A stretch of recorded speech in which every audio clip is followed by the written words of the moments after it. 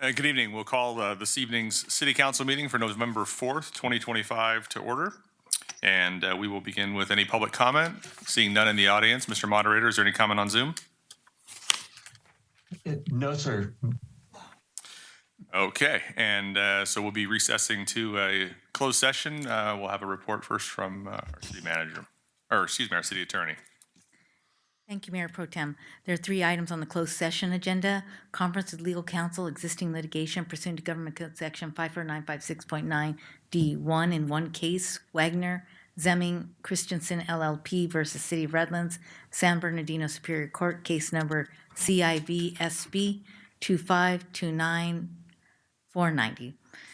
Item number 2, conference with legal counsel, initiation of litigation pursuant to Government Code Section 54956.9 D4 in one case.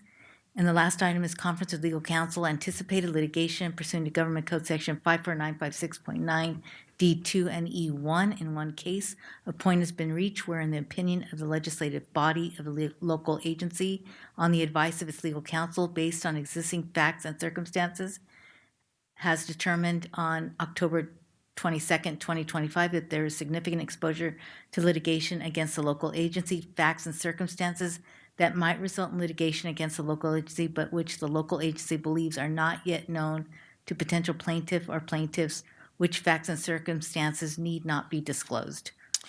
Thank you, Madam City Attorney. At this time, we'll stand in recess for closed session and we reconvene at 6 o'clock.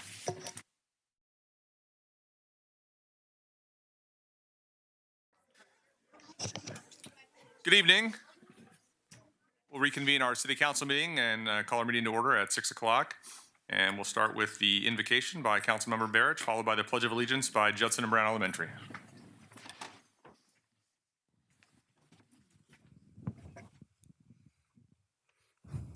Heavenly Father, we gather in your name today, seeking your guidance for our city council meeting. Grant wisdom, clarity, and unity to our mayor, our council members, and all the staff as they discuss matters of importance to our community. May our deliberation be just, compassionate, and serve the common good of all citizens. Please protect our police, fire, and all city employees. Bless our city, its people, and our shared future. Amen.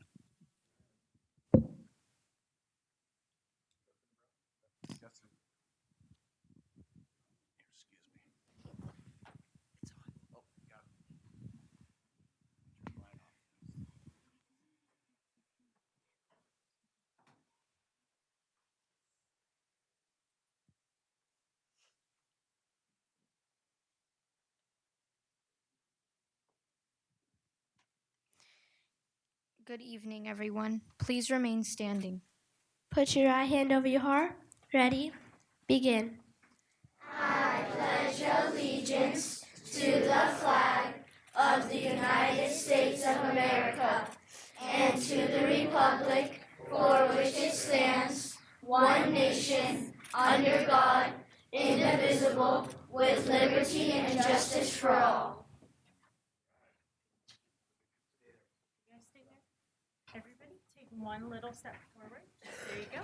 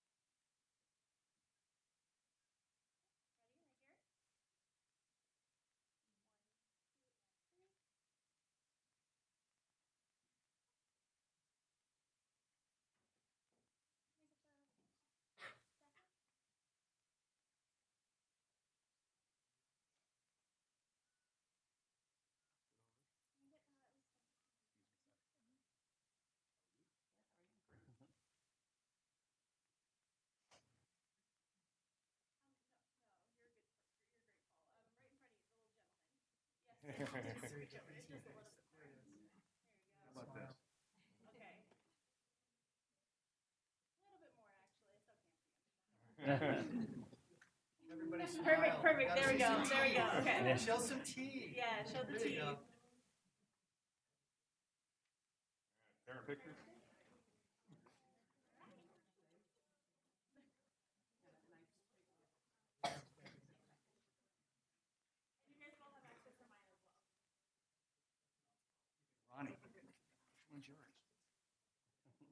There he is.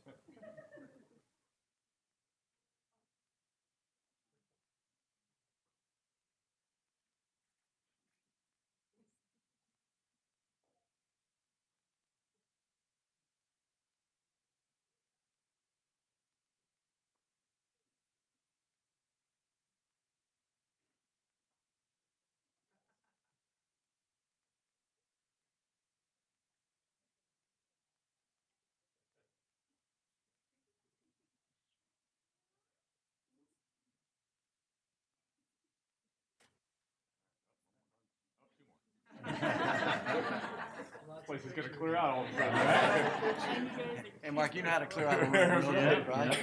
Thank you very much. Appreciate it. Yes. Thank you very much.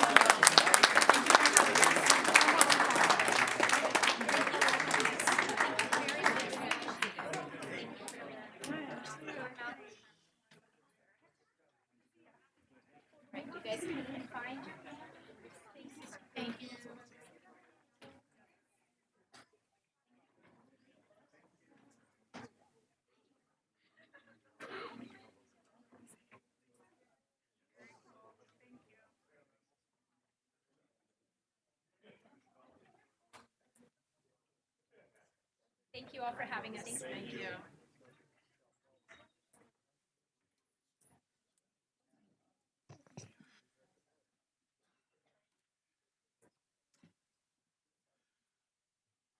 Okay.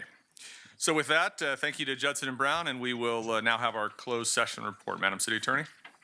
Thank you, Mayor Pro Tem. There were 3 items on the closed session agenda, and for all 3, there was no reportable action. And just for the record, Mayor Salcido and Councilmember Davis were absent for the closed session. Thank you, Madam City Attorney. Moving on to presentations. The first presentation of the evening is the Redlands Pet Adoption from Redlands Animal Services. Let's see who we have here tonight. There is. He's little.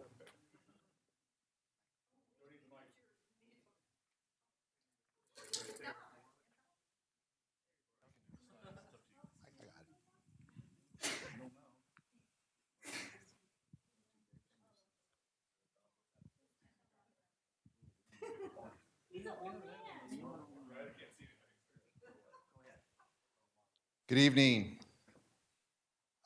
council members and members of the public. My name is Joe Acres. I am the Animal Services Supervisor for the City of Redlands. I want to take a moment to talk about some of the stuff going on at the shelter. Just to let you guys know, it is Animal Shelter Appreciation Week, and I do want to take a moment to highlight the staff. This week is all about recognizing the incredible men and women who dedicate their time, compassion, and energy to caring for the animals in our community. Our staff and volunteers are truly the heart of our shelter. They work tirelessly every day, often behind the scenes, to make sure every animal gets a second chance. Their hard work and dedication truly makes their shelter a place of hope. So,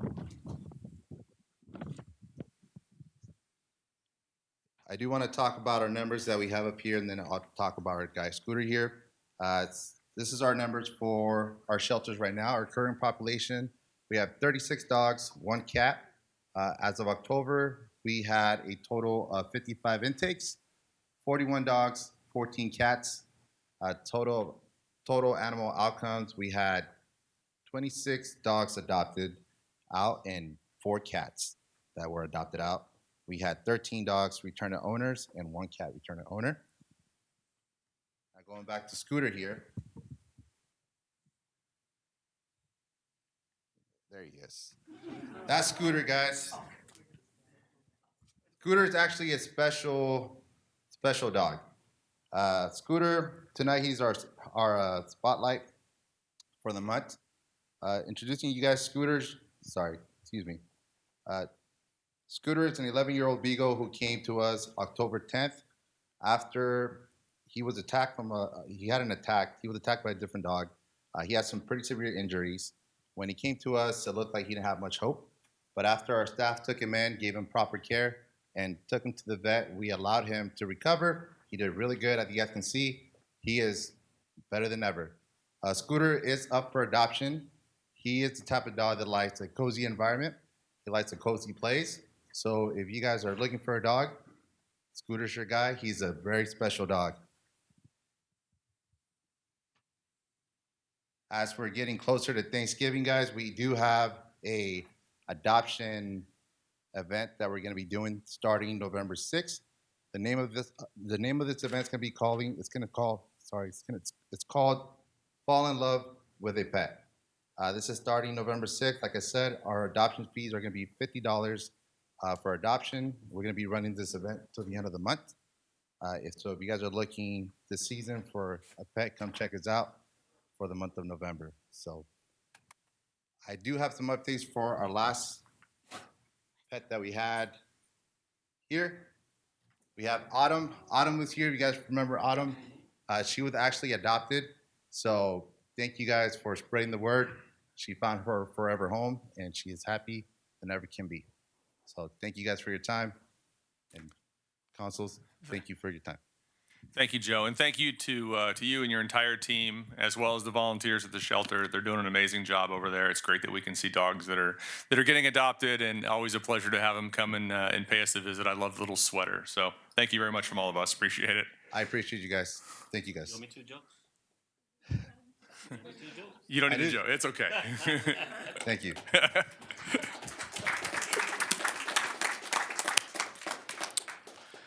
All right, on to item G2. It's a presentation of a donation from the Redlands Community Foundation to, the Redlands Police Community Foundation to Chief Tolber and the Redlands Police Department's K-9 unit.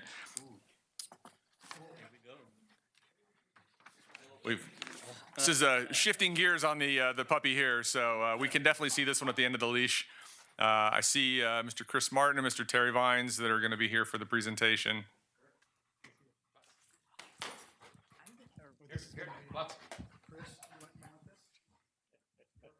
Make sure I'm cool with the dog first.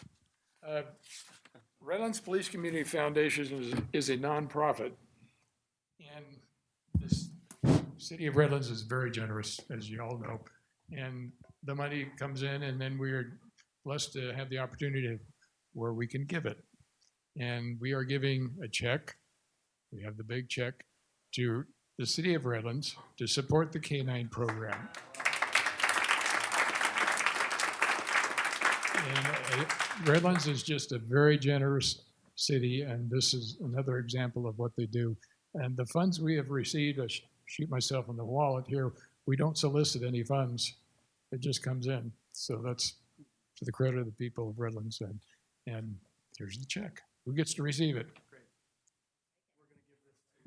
I just want to say a couple of words. I just want to say thank you to Dr. Fines, Dr. Martin, Amy Strong's here as well.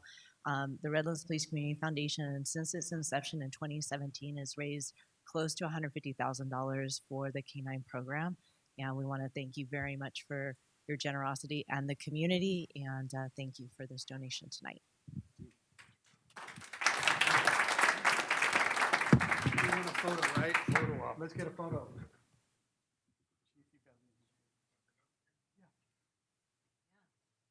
Counsel, please. I don't have the mic, but I also want to thank our PCF for always supporting me and the dog, and also City Council for making this happen. I appreciate it. Stand there. Yeah, yeah. You're good. Hey, Jake.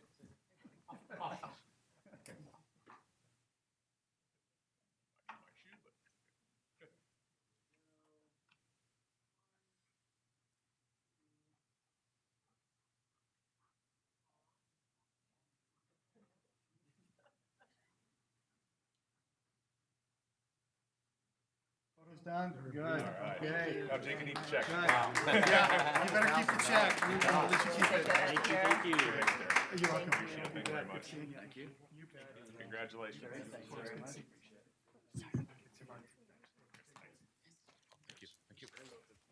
No, that's a thing. Do you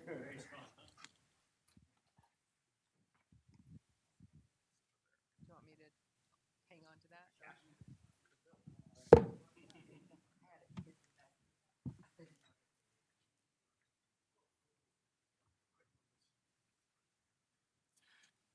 Okay, moving on to public comment. We have a few public comment speaker slips. The first is Mr. David Holtzelaw.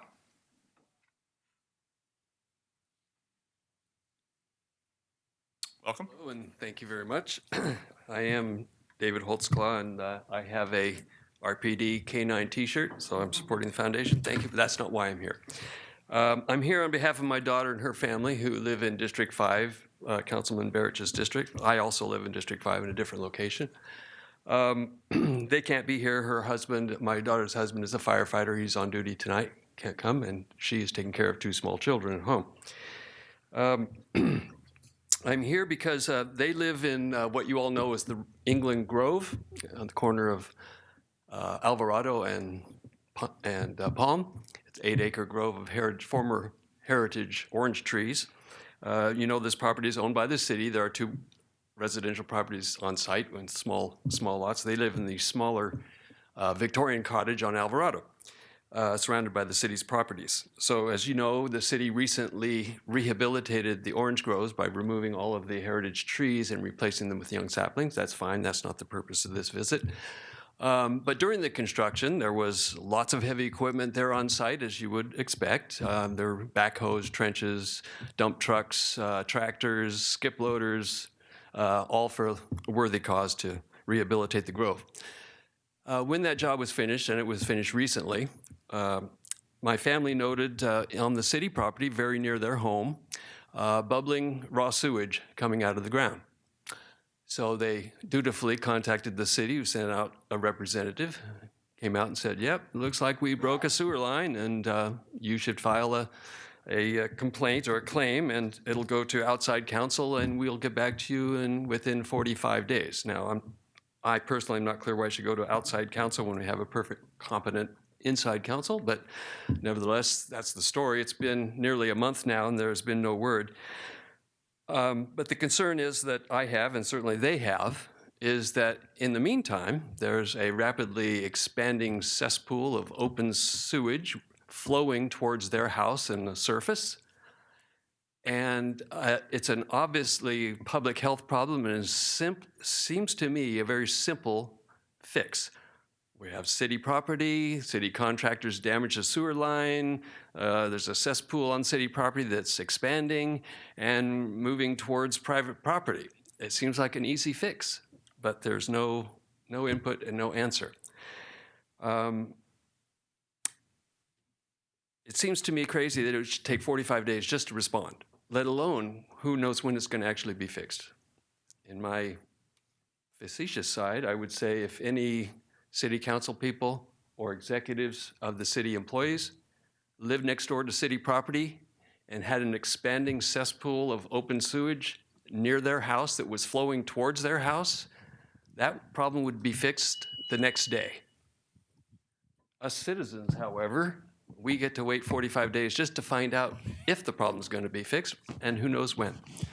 They're a lot more polite than me. I'm kind of angry and frustrated by this.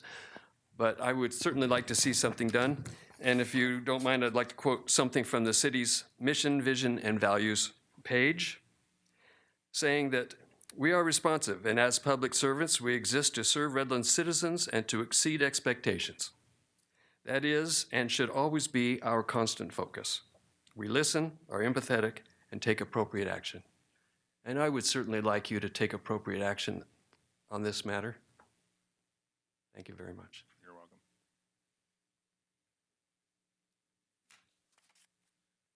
Next speaker, Ramon and Elizabeth Shaker.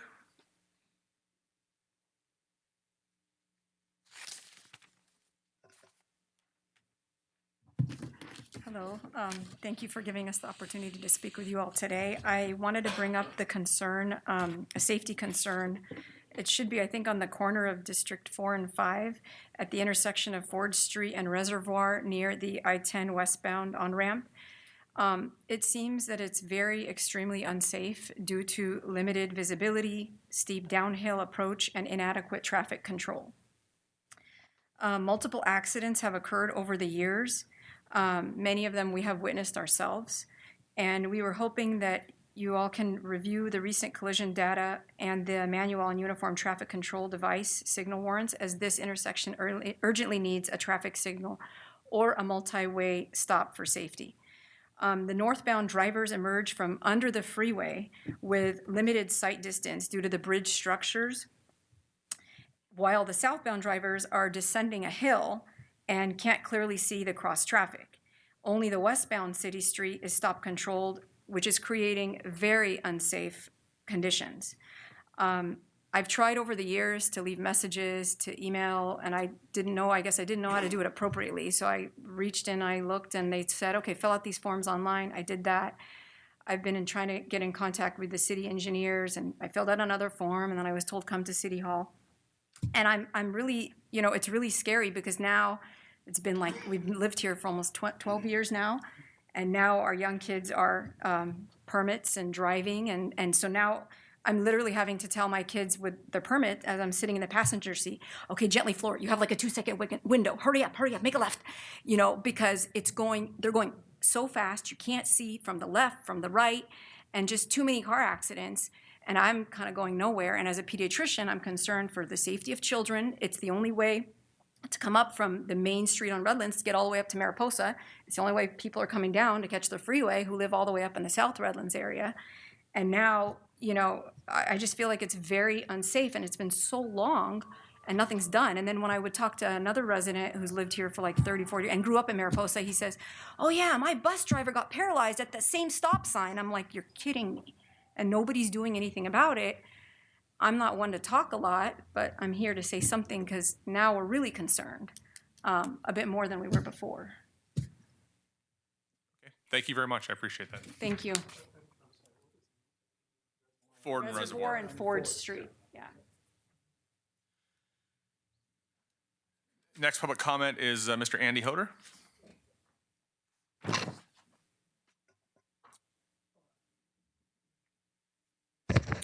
Good evening, members of the council and members of the city staff. My name is Andy Hoder. I would like to preface my remarks by saying with pride that I voted this afternoon.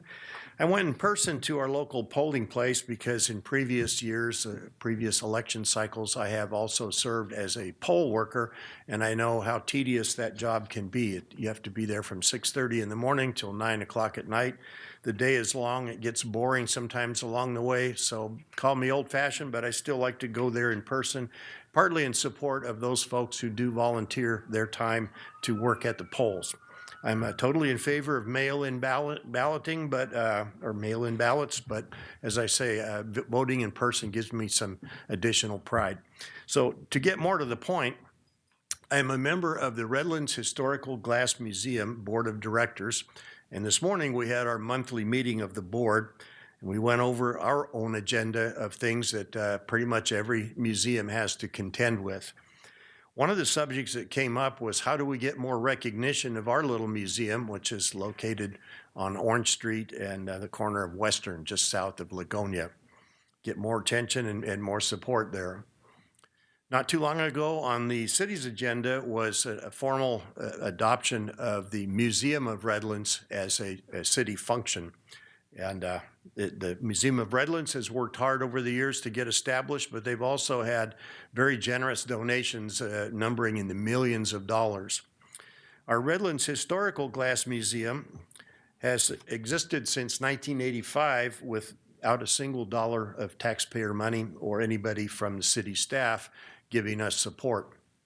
A suggestion was made how we can perhaps incorporate a little bit of our museum, which represents a lot of Redlands history and heritage, some recognition there in the Museum of Redlands. Perhaps we can establish a permanent exhibit there of some sort. We'd be happy to work with the staff of Museum of Redlands and see what might be worked out there to the benefit of both that museum and our museum. So that's the point of my remark, is just to draw attention to that. I would close by saying a historical glass museum is open every weekend, Saturday and Sunday, from noon until 4 o'clock. I highly recommend paying a visit, especially those of you who may represent the north side of Redlands. It's one of the things that you should be proud of. I would be happy to introduce you to the staff there as well. So thank you for listening. Thank you, Mr. Hoder. Mr. Moderator, are there any public comments on Zoom? No, Mayor Pro Tem, there are not. Okay, so we'll close the public comment there. We'll move on to our consent calendar. For consent, we have two items being pulled, be item I2 and item I5. Those are pulled for discussion, and item 13, I13, is going to be removed from the consent calendar. So, Mayor Pro Tem, knowing that, I move to approve the balance of the calendar. Sorry, I need to recuse myself. Not yet. Okay. you're good on this part. Second. Okay, we have a motion and a second. Madam City Clerk, if Councilmember Barrich comes back, you can call the roll, I suppose. I'm not sure where he went. They went to the restroom. Okay, well, Call the roll. call it without him. You have a quorum. Go ahead and call it. We should get. Yeah, okay. Councilmember Tejeda. Yes. Councilmember Davis. Yes. Mayor Pro Tem Shaw. Yes. That's easy. Okay, and so that'll take us to item I2, which is approve an agreement with Jacob Green and Associates for executive evaluation services.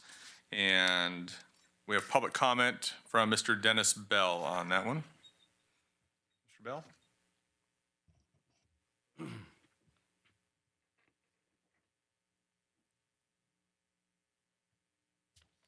First of all, I want to say if this gentleman is cesspool, he should contact the county public health. They'd have been on that thing like that and solved it. Anyway, thank you very much. Good evening.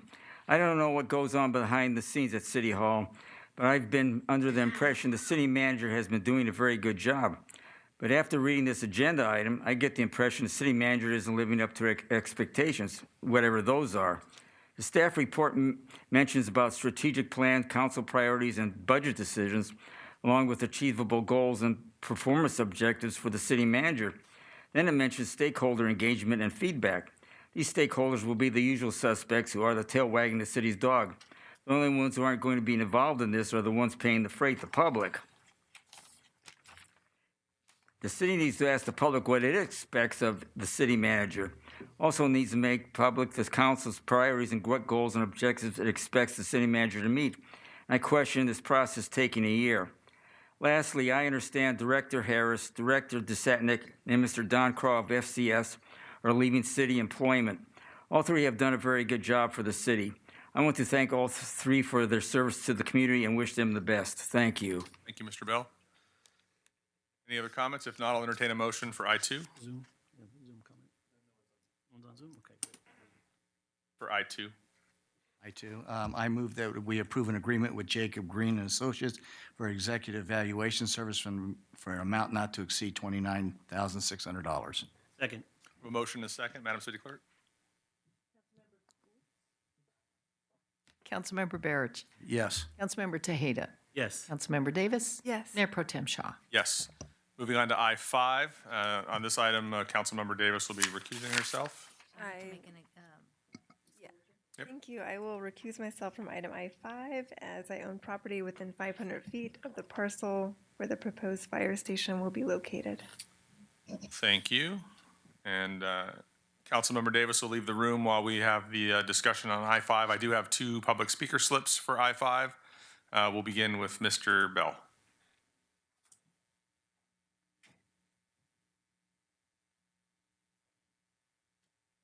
There's no disagreement about the need for a West Side Fire Station, but Nevada Street and where this station would be situated is narrow and winding. It also carries a lot of commuter traffic and 18-wheelers hauling mail. And what's this $1.2 million design about? Another one of those Redlands edifices? Cal Poly Pomona has an architecture and architectural engineering degree programs. The city needs to tap into those for this design. Thank you. Thank you, Mr. Bell. Next public speaker I have is Mr. Richard O'Donnell.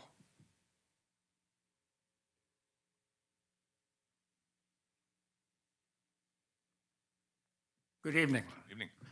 The firemen do need an appropriate space. If they have been using a double-wide portable for 15 years, they've spent more time in them than the city's school children. Well, most of them. But taking money that has been designated for trails and open space and reallocating it for a purpose that reduces open space is twisted. Another location should be used. And given the efforts of the community to raise money for open space projects, it is doubtful that there was a lack of appropriate usage for these funds. I mean, people are doing fundraisers in their backyards. There are needs. Look at Prospect Park. Speak to the Conservancy or even the city's Citrus Preservation Commission. Apparently, someone is sort of reallocating truckloads of oranges from the groves, the city's own agricultural open space. Back to the firehouse, though.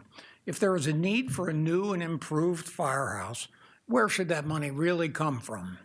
I submit to you that Measure T is the answer. This is absolutely what the voters had in mind.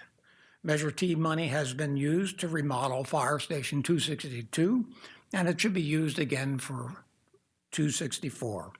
Apparently, there's no rush. Thank you. Thank you, sir.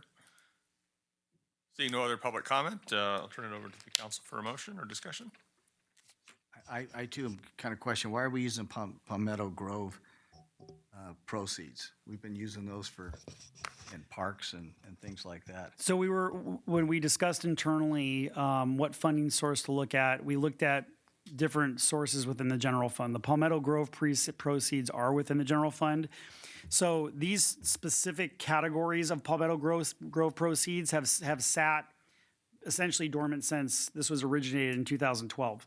So it's not all of the Palmetto Grove money. It's only certain categories which projects were either never realized or leftovers from others. So to be specific, there's one category that is citrus. It's an acquisition of citrus conservation easements.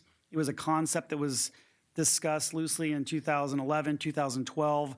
The Citrus Commission talked about it, and it was not a project that either the commission or the city as a whole decided to pursue. It was a concept of essentially paying people to have easements on their existing citrus groves on their property. But it was problematic for a number of reasons. So that never moved forward. And that's the first category that was about $500,000. The second category, which is the trails component, that's actually mostly made up of leftover funds from different Orange Blossom Trail phases. And I'll just, as an aside, I'll say that we did consult with the Redlands Conservancy about this. They are aware of this reallocation, and they're supportive. They didn't have an issue with these specific categories. Now, that being said, if the council would like us to look at other sources, we certainly can. But these are funds that have sat in this restricted account since 2012, and we get audited on it every single year. So it is something we should move forward with utilizing one way or another. I'm sure, there's as I'm sure the audience identified, there's always projects we could look to, but this being such a high priority project and these funds having been here for so long, we thought this was an appropriate option to present to the council. Those funds would only be used for this design phase. Construction would be bonds, Measure T, et cetera, Yes. moving. Correct. Yeah, absolutely. And thank you for identifying that. Unfortunately, in the state of California, a fire station is considered an essential facility, and essential facility structures like the Redlands Police Department we're working on are, they have very stringent design requirements, and they're far more costly than the 1.5. The cost on the actual station itself is estimated to be anywhere between 12 and 15 million. So this is just the design portion, and as you mentioned, we'd look to Measure T and other sources when we actually do construction. Councilmember Barrett, anything else on that? No, I mean, obviously, we're in desperate need of a couple more fire stations in Redlands, so anything we could do to facilitate that would this going to accelerate the procedures of getting one there? Just going to ask the city manager that. What does this mean if we approve this as far as timeline to start on plans? We'll start as soon as we possibly can. So if we don't do it, then it's delayed at least another year because we have to go through our budgeting process, budget funds in next fiscal year starting after July 1st. So part of the reason of going to these funds too is they were immediately available, and so we could get a jump on going ahead and designing it. Our first step was to acquire land. By using the parkland, we're able to save millions of dollars that we would have had to use to acquire land over in that part of town. So this is definitely the next step, and we totally support it. Okay. So the answer is yes, this will accelerate the procedure. Is that correct? Right. Thank you. Right. Any other questions from the council? I have no questions. Mr. Moderator, anything on Zoom for this? No, sir. Okay, great. Okay, with that, having said that, I move to designate 1.5 acres of Heritage Park as the future location of Fire Station 264, and I move to reallocate $1 $1,215,000 reserved from the Palmetto Grove funds to the Future Facilities Reserve for Fire Station Design Services. Second. We have a motion and a second. Madam City Clerk? Councilmember Barrich. Yes. Councilmember Tejeda. Yes. Mayor Pro Tem Shaw. Yes. Motion passes. If somebody could get Councilmember Davis, that'd be great.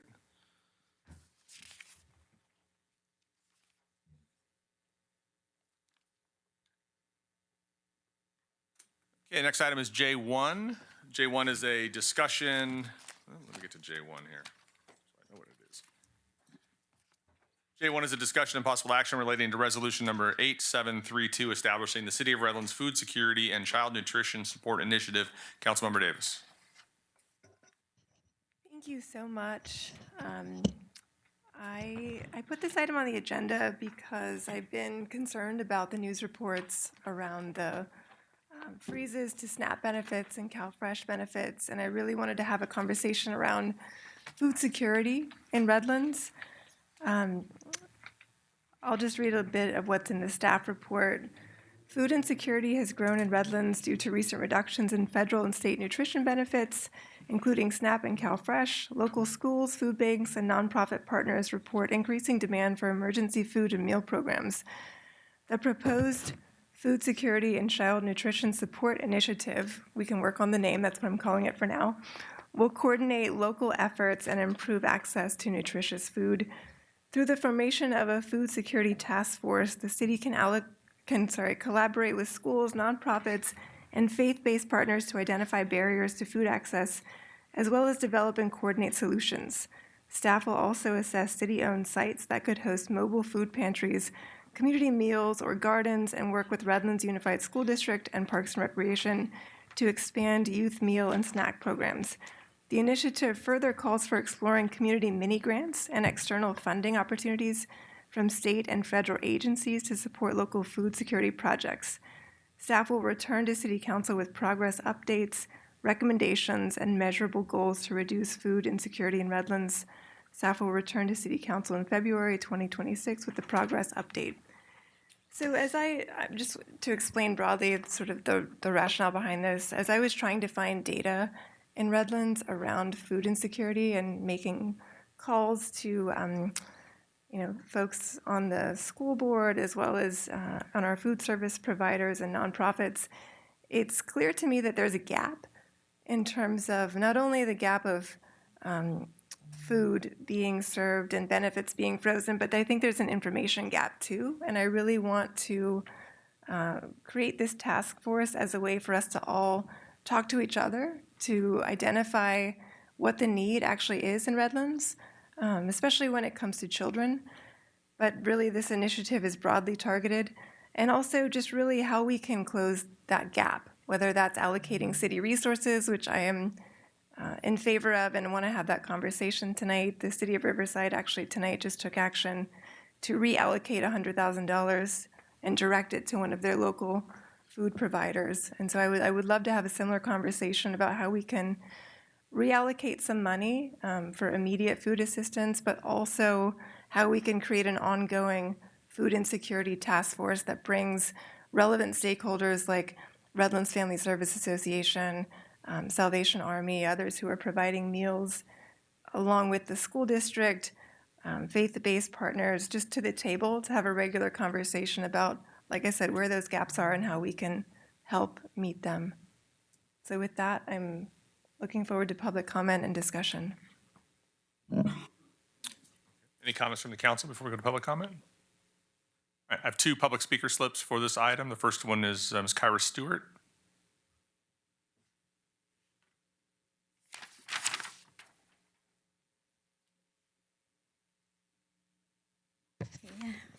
Good evening, Mayor, Council members, staff, and community members. My name is Kyra. I'm the Executive Director at Family Service, and just want to let you know that I'm deeply encouraged by Council Member Denise Davis' initiative to establish the City of Redlands Food Security and Child Nutrition effort. Family Services willing to do whatever is needed to identify the gaps and to better coordinate some of those gaps.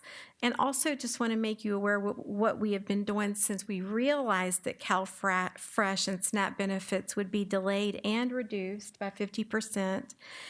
For a low-income household already barely getting by, that kind of cut can mean skipping meals or choosing between rent, gas, and groceries.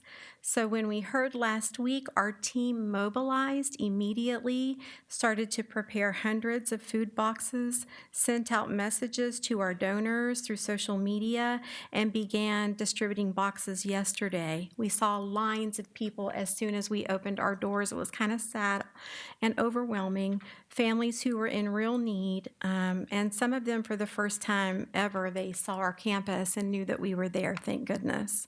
In just 2 days, we've already distributed more than 200 food boxes, and I want to let you know this wonderful community has shown up in full force, fulfilling wish lists on Amazon and also private donors who have contributed close to $15,000 in the past 5 days to help us keep up with the demand. We've been shopping, packing, distributing, and getting volunteers to help us all along the way.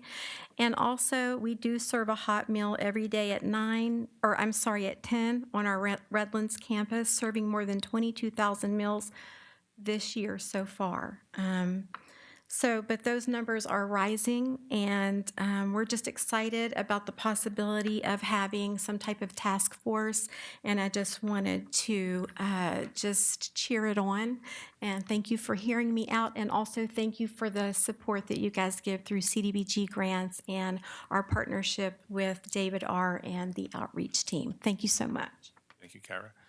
Next speaker is Roberto, is it Ceja? I'm not sure on the last name, is that right? Okay.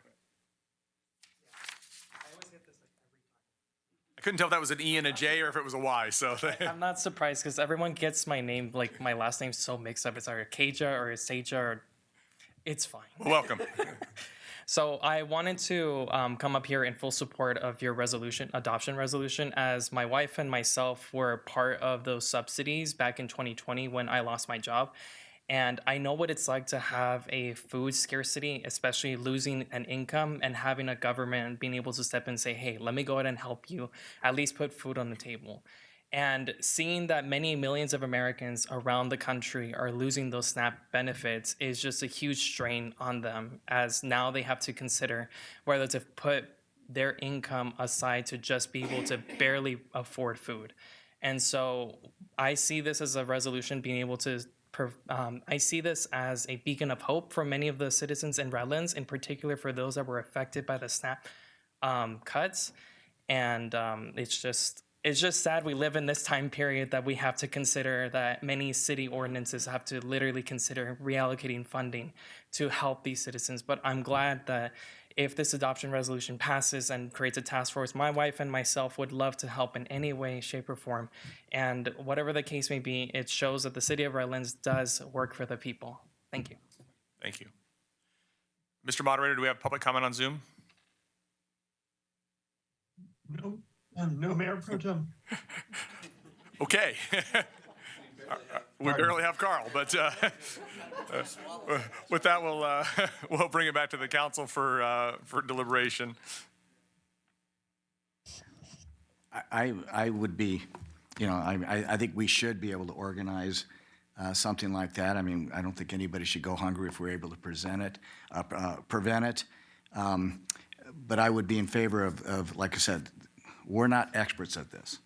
So creating a task force to talk to the experts, because they've been doing this for years. I don't know how long.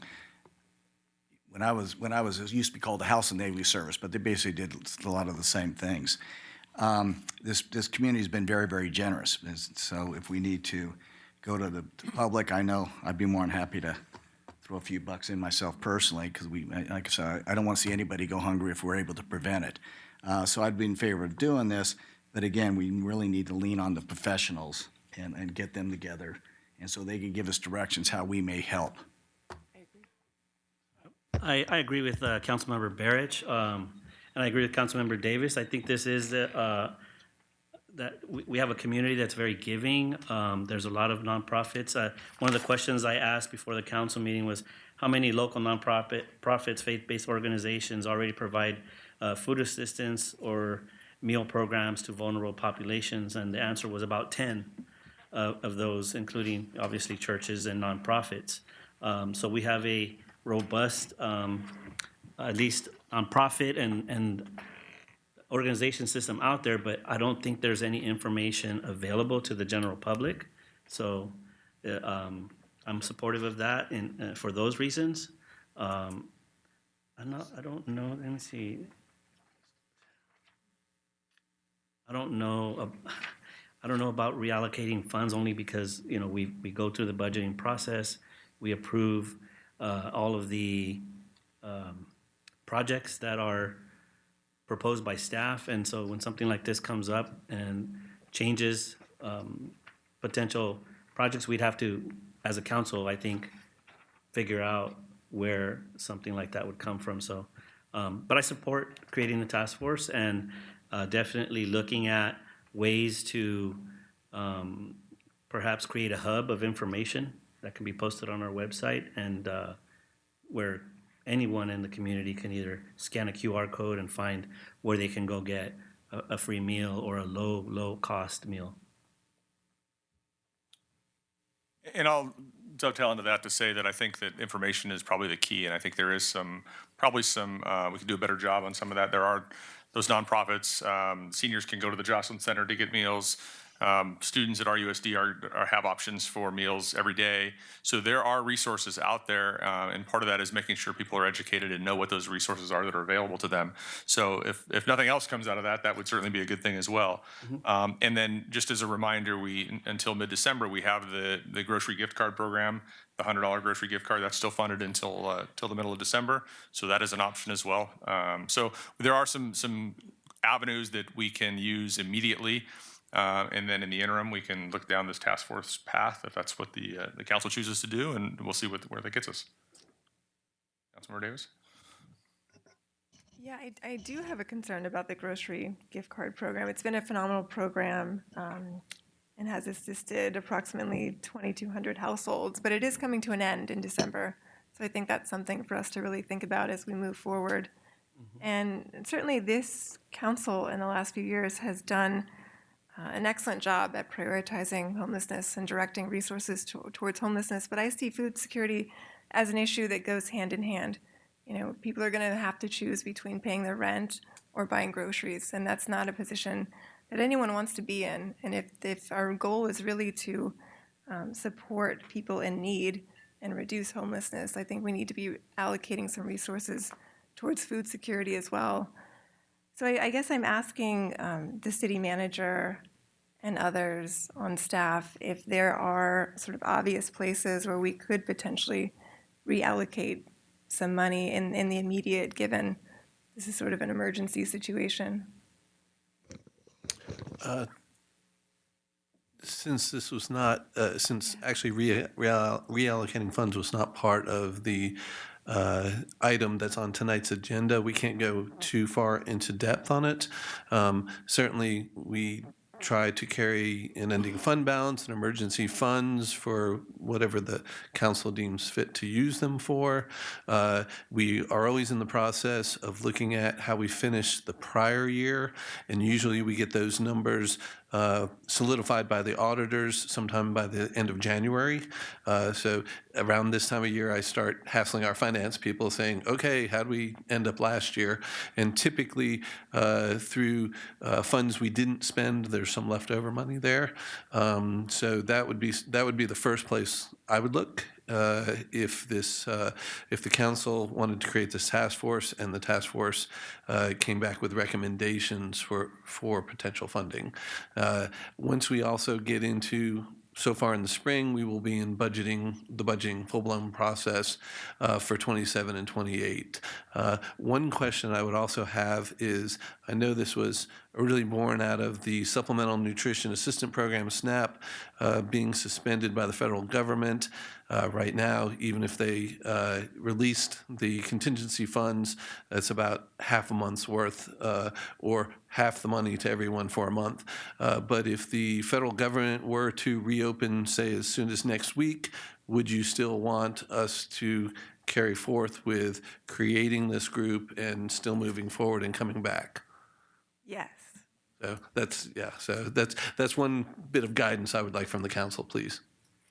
Well, I like to make a suggestion as well, as maybe one of the things that we can suggest, maybe the city, or I don't know how we are able to do this, but set up where citizens like myself want to donate money. Because if we gets out that, hey, we're soliciting funds to feed people in Redlands, I know a lot of people will come out, whether it's $5 or $500 or something, but I feel very comfortable because this community is so generous that citizens, we have, 77,000 people in Redlands, and a lot of people just commute back and forth, and they're here on weekends, and they don't know about this. That's something the task force could Yeah, explore. that's what I'm saying, yeah. I think that would be very helpful to people. I have a question about community development block grant. If the city created a project whereby whereby there would be a program like food assistance, would that be covered under the community development block grant, or is a physical infrastructure project plus ancillary opportunities for supporting other groups? It is possible to use CDBG funds for what you're talking about. Normally, we work that through a third party, someone who already has the means or used to it, and we fund, such as Family Services has been a great partnership where we fund them through our CDBG program, Right. and they use it for the allowable usages. Right. Yes, I am aware that you could use it for some sort of food program. Okay, so that may be an opportunity for the council to look at funding for, that's federal money that comes to the city. It looks like somebody might. Actually, could I just clarify? CDBG only allows 15% of the funds to be used for non-capital projects. Okay. So there is that limitation, and we already do use that 15% for to support five organizations in the city.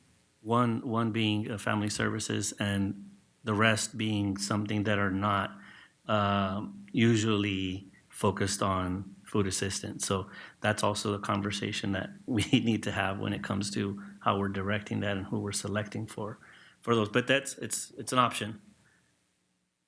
So just going back to the task force, it sounds like there might be direction to go forward with the task force. And I was thinking about just the members of the task force, and certainly I have a real vested interest in this and would want to be part of the task force, but I think it would be helpful to have one more council member, potentially Councilmember Barrich, if you're interested.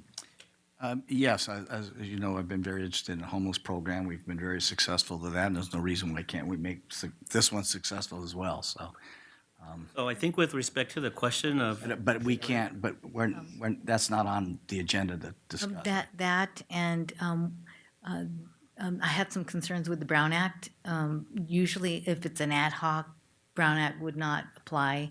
But if you're asking for a creation of a task group that includes council members, the Brown Act might kick in, where you have to agendize these meetings. That's why we wrote the resolution that the city manager would designate staff to sit on this task force. And I recognize that. But if you want to participate in any of the task force activities, or if you want to donate money, that would be permissible, and there's no Brown Act issue there. Right. No, I figured because it wasn't proposed That that we too. would nominate somebody on the city council to do this, so. But I'd like to. To comply with the Brown Act, we could notice meetings and things like that too. It's just added layers and also time delay usually involved in that. Yeah. So we have to start with this motion first, and we go from there. Is that correct? I think also, just to answer the the city manager's question, would we want this task force to go beyond, any opening of the government? I think if the way it's worded right now, it would be fine to have it, to have this body meet regularly as long as any changes to whatever their makeup is or timeframes or things like that. One of the questions I asked was there a sunset period for this? Because I understood that, the government could open next week, could open next month, I don't know. And then, so the question is, do we need this? And so I think with the way inflation is going, there is a need for something like this, but just for the sake, in my opinion, for the sake of organizing, for the city being in the lead, organizing other groups. Well, I think this is a start. If you, how it's read that the city established a, to coordinate all the supporting, unless I'm reading it wrong. No, I think you're absolutely right. And I think that obviously the recent news around SNAP and CalFresh has prompted immediate discussion on this dais and Riverside, I'm sure many other places in this moment. But that aside, I think this is something that we should have already been doing and we should continue to do, especially as we, again, have a real focus on homelessness and helping our community. I think, like I said, food security goes hand in hand. So I think this is independent of what's happening at the national level. This is a conversation that we can be and should be convening with our local stakeholders like Family Service, Salvation Army, the school district, and others. The task force can also establish how we can, get Sacramento involved. A lot of money that's being wasted up there that could be used for food for other people, so. I also wanted to point out that this resolution requires staff to report back in February. If you wanted them to report back sooner, you could change the February date on Section 6 to provide for report sooner than February, but it does say February 2026, the staff would report back to the council. I think by the time you get it organized and get through the holidays and get a first meeting and then get it on the agenda to come back, we're probably looking at close to that anyway. Yeah, I agree. So, okay, I'll entertain a motion if. I move that the city council adopt resolution number 8732, establishing the City of Redlands Food Security and Child Nutrition Support Initiative. Second. Been motioned by Councilmember Barrich, seconded by Councilmember Davis. Madam City Clerk. Councilmember Barrich. Yes. Councilmember Tejeda. Yes. Councilmember Davis. Yes. Mayor Pro Tem Shaw. Yes. All right, moving on to J2. That's the annual report of the Citrus Preservation Commission, which will be given by Chairman Michael Day, Facilities and Community Services Director Crocker. Anything like you'd like to say before Michael Day? You just said it. So my Chairman Day, come on up. Favorite time of the That's right. Let's hear about citrus, Mr. Day. How y'all doing tonight? Thank you for the opportunity to assist the city in the preservation of the city-owned groves. It's an honor, and I'm proud to be part of it. So, as of the last update, it was either this time last year or early 25. We were coming off the Oriental fruit fly and all that, but farming looks to be coming back in line with the consistency of the 21, 23 growing seasons where, we're kind of coming back in line and hopefully getting back to a break-even type scenario. We don't have our final numbers yet because the Valencia pools haven't closed yet, so we have not, booked that money. So we'll have the final breakdown that I'm sure staff will get to all of us here sooner than later. So the overall, the commission's pleased with the overall condition of the groves, the pack outs this year. It's been a good season, so we're hoping for a better one next year, but that's farming. So the groves are all in good shape. Staff's doing a great job on the day-to-day. And then with the assistance of the outside labor, having Larry Jacinto farming and the team is huge. So we're blessed that we have them to help. But naval season's getting ready to kick off here in a few weeks. Once we get some color and a little bit cooler weather, I think that the sugars will be good and they'll start picking. So as I said earlier, we made it through the Oriental fruit fly situation that we had, and that was rough for a lot of people. So, we're hopeful that the USDA, CDFA, County Ag Department will really do everything in their powers to keep this pest at bay so we don't have a complete, and just disastrous farming year, not just in Redlands, but San Bernardino County. Recently, there was a find in Harupa, Mariloma area, but it sounds like that was kind of contained. So that was Riverside County, San Bernardino, West San Bernardino County. So hopefully we got on it. But we all need to stay vigilant. We have to remind ourselves, no matter where you've gone and whatever you want to bring home, whether it's a seed pack or fruit or whatever, it's the taglines, don't pack a pest. So don't bring it home. It's don't drive something across, back from Mexico, back here. It's just the pest likes it here, and it will take off, and it will destroy the farming again for a whole nother season. So that's a big deal. But so hopefully we're through that, and we can move on, and everybody's gonna keep going. So all the issues persist with farming. It's just farming. I mean, that's the way it goes. I mean, weather last year, for example, we had that huge windstorm that ripped through town and the valley and created quite a bit of scarring on the fruit for us. So there was unsellable fruit, which kind of hurt our pack outs a little bit, but it's a weather condition, and we can't help acts of God like that. So water issues, all we can really pray for is good rain down in the valley and tons of snow in the mountains, and we'll just continue to keep kicking the water issue can down the road. So pests, as I mentioned, the OFF is a continued threat now at this point in the state. It's the Asian citrus psyllid continues to be an issue, and the funding and this part of the state is dwindling for it just because of the lack of large commercial citrus groves. So it's something that we all need to stay on and have residences treat their personal trees, so we keep it out of the commercial groves for as long as we can. So some of the other, obviously labor is a huge issue just in general. Farming costs are going up just like milk and bread at the grocery store. I mean, everything's more expensive. So all of these things that we face as farmers and the city groves are not immune to it. So that's where we need to come in with, making market selections and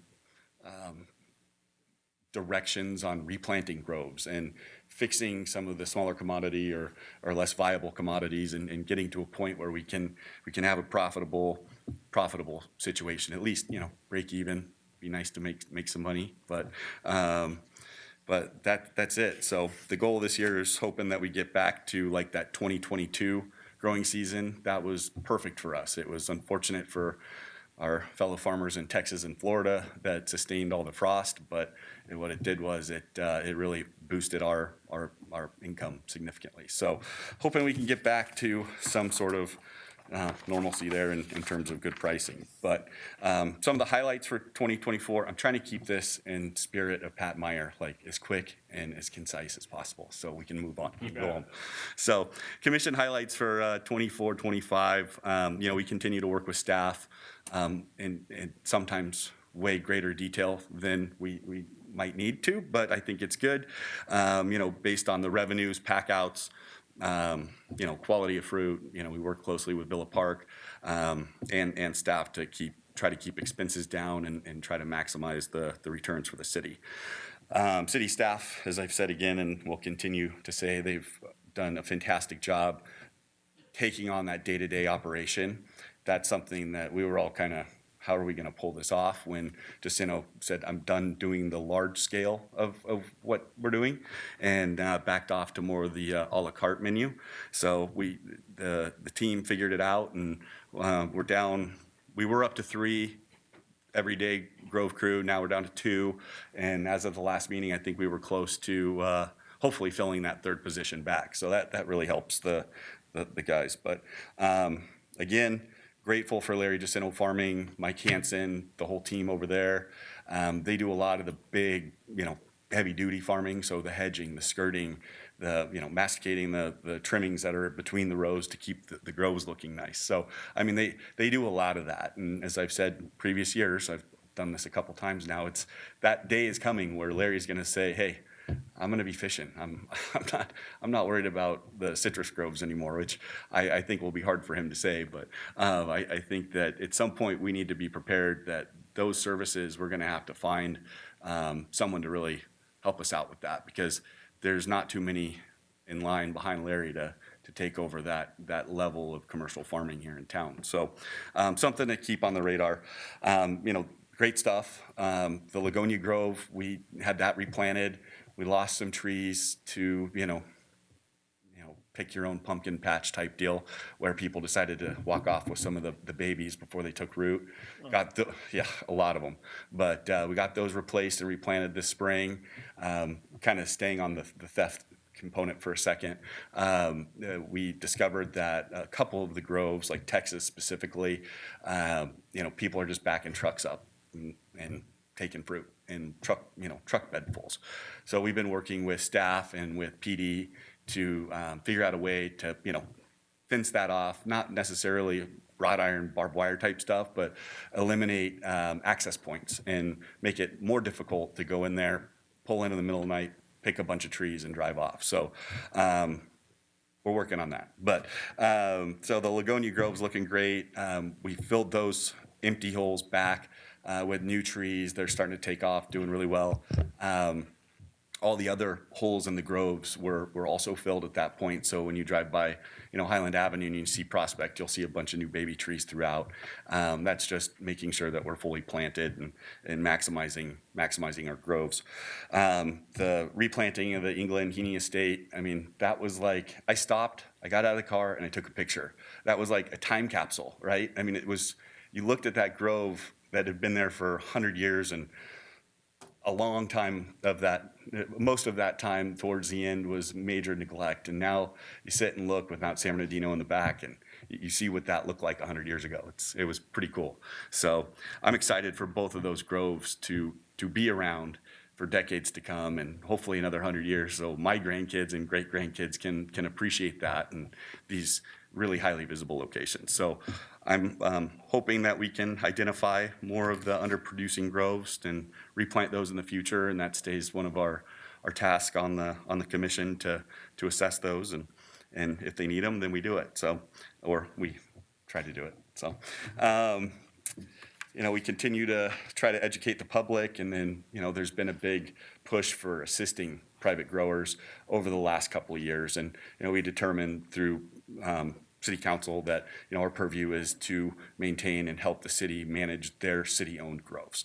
So with that, we have a commission that wants to help people, and I'm one of them. I don't think it's our purview as the City of Redlands Citrus Preservation Commission because our duties are to the city.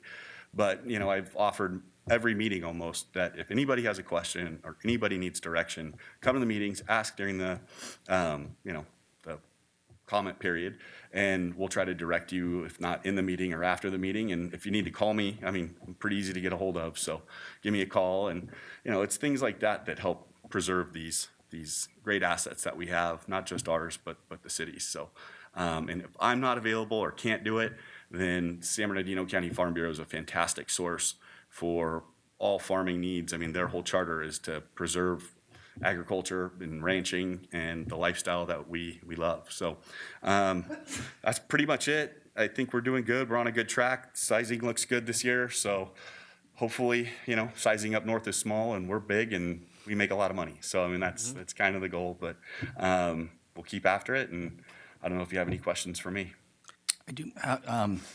How long have you been on the commission? By the way, thank you for your service. My pleasure. I don't know when Peter Buey and Chuck Hills roped me into it, but 2014 or 15. I was going to say I've been on city council over 10 years. You've been on there since I've been on city council, so I know it's at least 10 years. Yeah, I think when they put me on, that must have been, I can't remember. I think when I was 39, almost 40 is when Peter stepped down and they voted me on as the chairman. So that was when all of my public speaking got to really get honed and sliced in annually. So anyway, thank you very much for serving the city. We appreciate it. Thank you, Paul. Yeah, thank you. I just wanted to say also thank you for your service, and also wanted to add a little bit to the mentioning that you said about fencing off some of the groves. I really think that's important.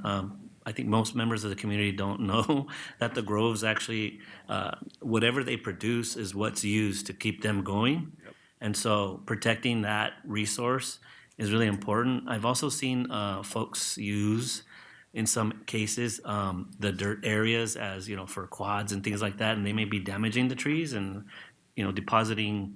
And obviously- irrigation, I mean, that's. Right, or the irrigation as well. And so just for those reasons, I hate to see them fenced off because they look beautiful the way they are. Yeah. But we need to protect the resources that are there and help ourselves make sure that we can sell the fruit so that we can, continue to have those citrus trees available, those groves available to our future generations. This is also part of what we do, right? It's part of the education. Like, it's going out to the, various communities, and if we do put bollards up with some sort of chain like what's on Fifth Avenue, people used to drive up there all the time until that got put up.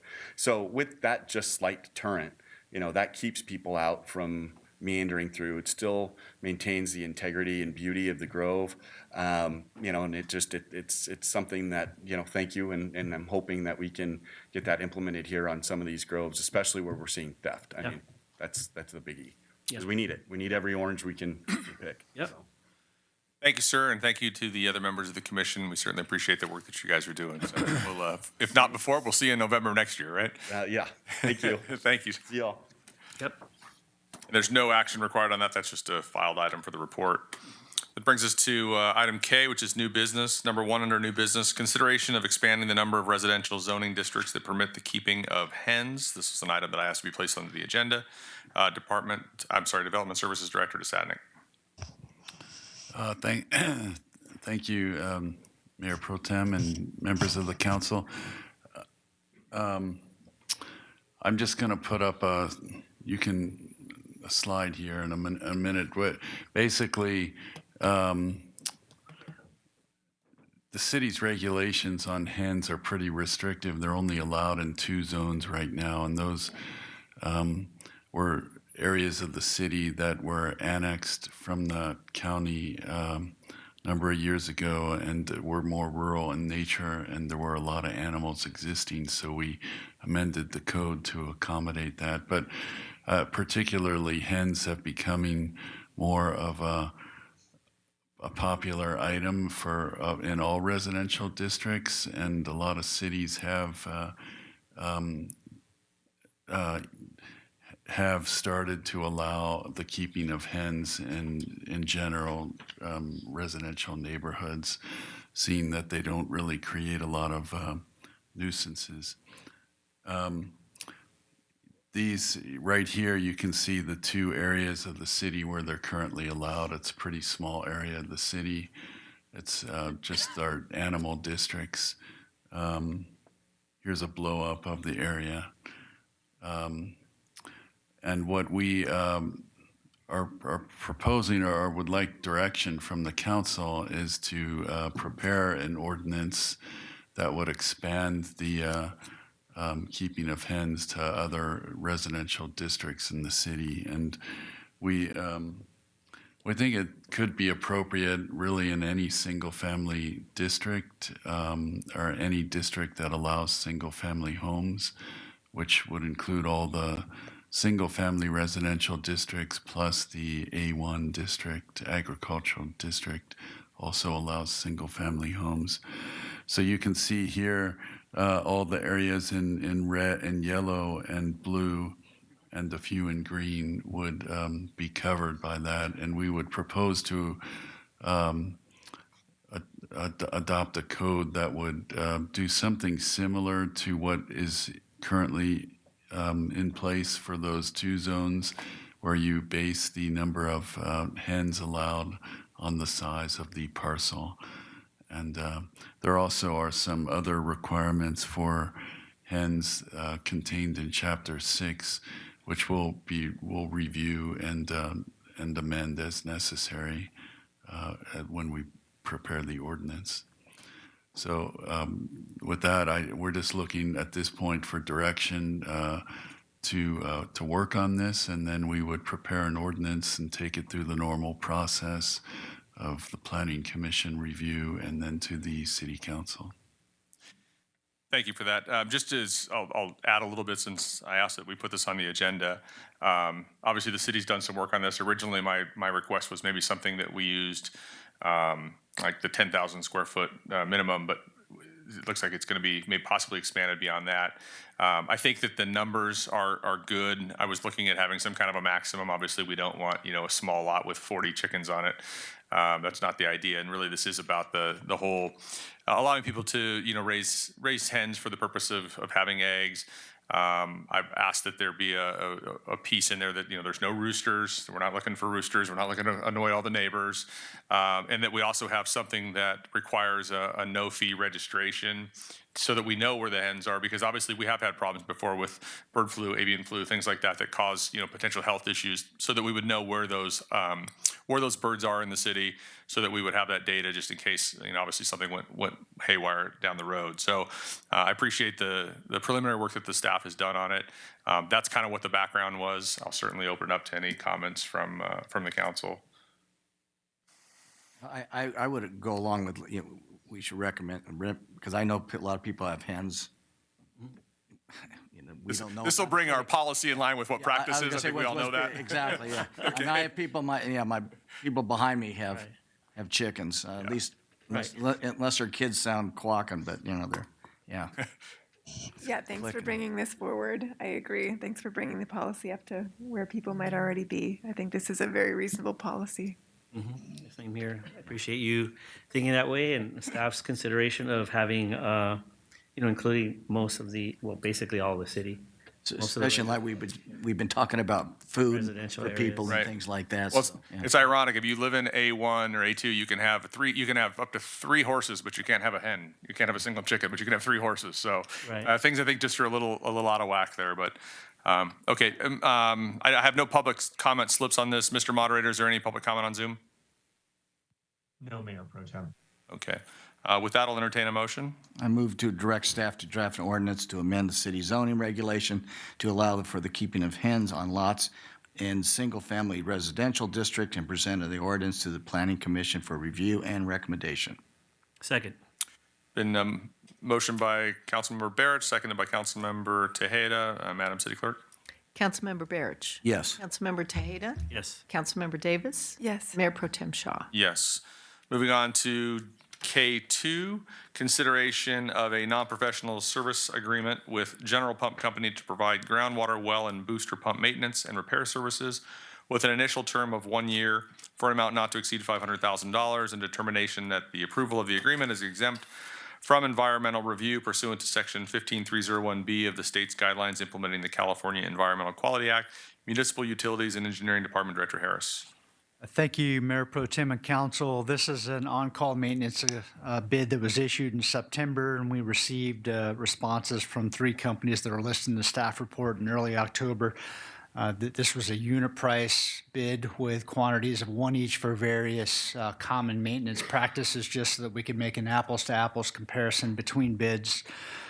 So the low bidder was General Pump Company at $620,200, again, just based on those 1 each unit prices.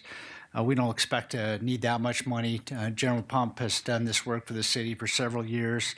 And so assuming your approval tonight, the initial contract term would be for 1 year and $500,000. In that first year, it's extendable for 2 additional 1-year terms at the same price. And I'm happy to answer questions if you have. Thank you for that. Any questions from the council? I noticed that their bid is $620,200. Okay, so we're limited to half, $500,000, is that correct? Well, the bid included just a variety of common maintenance tasks, just so we could tie down unit prices. That's why that number is more than we actually believe that we'll need. But now we have unit prices for specific tasks that we can call on throughout the year. We don't typically need more than $500,000 a year for this kind of work. So that would be sufficient funds to meet our needs on that. Absolutely. Great, thank you. Any other questions? If not, I'll entertain a motion. Move the City Council determine approval of a non-professional service agreement with General Pump Company is exempt from environmental review pursuant to Section 15301B of the state's guidelines implementing the California Environmental Quality Act. I move that City Council approve the non-professional service agreement with General Pump Company for groundwater well and booster pump maintenance and repair services on an as-needed basis for an amount not to exceed $500,000 per year with an initial term of 1 year and options to extend the agreement for 2 additional 1-year terms. Second. It's Been moved by Councilmember Tejeda, seconded by Councilmember Davis. Madam City Clerk? Councilmember Barrich. Yes. Councilmember Tejeda. Yes. Councilmember Davis. Yes. Mayor Pro Tem Shaw. Yes. Moving on to item L, individual council member announcements and or reports on activities. We'll start with Councilmember Tejeda. So, I was at the Dia de los Muertos event this past weekend on Saturday. I was out of commission for a little while due to a stomach virus that I had, so I really didn't cover much of anything. So that's all I have to report at this time. Thank you. Councilmember Davis. If it's not on my social media, chances are I've forgotten about it, but I'm trying to remember. There was a couple more beyond this, but I'll start here. I had my first meeting of the 5th cohort of the Redlands Youth Council. I'm very excited to work with this group. Beyond that, I attended the Inland County Legal Services Gala Dinner at the Mitten Building in Redlands, which was fantastic to hear about the great work that they're doing. I attended AAUW, where Dr. Paulette Brown-Hines was the keynote speaker over the weekend, talking about the Inland Empire Journalism Hub and Fund, sponsored through the Inland Empire Community Foundation. And beyond that, I attended the Music Changing Lives 16-year anniversary at our community center. Thank you. Councilmember Barrich. Yeah, this past Saturday, and I apologize, my Spanish is not too well, but all right. I attended the Dia de los Muertos. Thank you very much. I appreciate that. You would think I've lived here my whole life, I'd get that down, but I don't. It was fantastic. The artist there, she was, I mean, I don't know how she comes up with those paintings, but they're absolutely gorgeous. A lot of people. I don't know how many. I guess there were at least, 400 or 500 people there, and everyone was fed. So, yeah, it was a fun event. The music was great. Councilmember Tejeda has been very involved in this. And in fact, you had a nice offering for your wife did. So anyway, thank you. That was very educational and lots of fun. We went to Halloween, too. Yeah, I was gonna get to that. Okay. Yeah. Well, no. You wish I was done, right? No, listen, I was very successful. We closed Olive for Halloween, and I've had nothing but praise every time I've talked to people. Said they had so much fun. The city did a great job. My hat's off to the city manager and the city staff. There was a lot of games. There's no other city that I know that does something like that. A safe, sane place where the kids can go and know that they could walk around and enjoy and look at the costumes. And some of the parents' costumes were better than the kids. It was great. But again, it was lots of fun, and we're looking forward to it again next year. But I want to thank the city did a fantastic job. So my compliments. Thank you. I submitted a report. However, I would like to just mention that I went to the Plane or Treat event at the Redlands Airport. And kudos, we have a new airport manager, Ted, who has really just done a great job out there. This event was, they started to advertise it on social media, and it turned into, I think, a little more than anybody bargained for. The parking was all the way over to the soccer park and then up Wabash all the way to San Bernardino. People were lined up over an hour to get in. I'm going to say there was probably 8,000 to 10,000 people that showed up. It was incredible. I mean, it was a great event. I know there were a couple complaints that, hey, we didn't have enough restrooms and things like that. Yeah, well, you're right, because we didn't have any idea how many people were going to show up. So I think it'll be a little bit different next year. But they just did a great job of really showcasing it, and a lot of people really took a lot of time to bring their planes out, give away a ton of candy. I know that Ted showed up with a truckload of, I heard it was like 3 pallets of candy or something. It was ridiculous. So there was a lot of candy to go around. So it was great. But with that, before we adjourn, I'd just like to say my well wishes for Mayor Saucedo. He's under the weather, and so he asked me to handle tonight's meeting. I hope we didn't screw it up too bad. And with that, we will stand adjourned until our next regular council meeting on November 18th, 2025. Thank you.